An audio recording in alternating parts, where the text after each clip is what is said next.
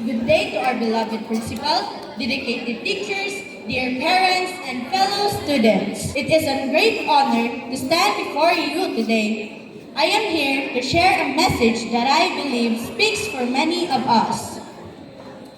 Dear parents, we know that you care for us and want what is the best for us.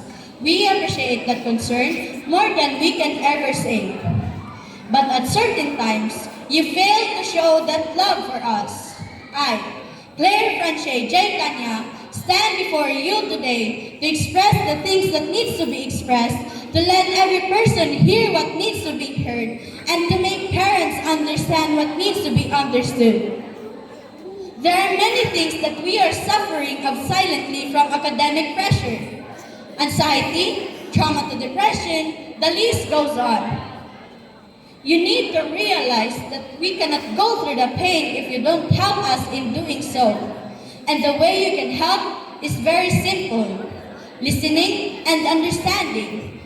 It's not easy being a teenager in this dark world. It's not easy having to sit still and hear those reprimands and comparisons all the time. Those are not the things that make us better, but they instead make us feel lesser.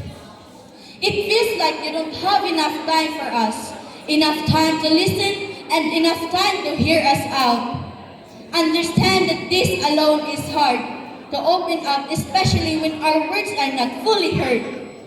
It's uncomfortable. We need empathy and support, not judgment and hatred. We all make mistakes. We all have bad days. But we need to know that you're there for us, that you believe in us, and that you support us through thick and thin. We are not asking for perfection. We're asking for understanding. We're asking a chance to be here. And we're asking a chance to be ourselves. Thank you.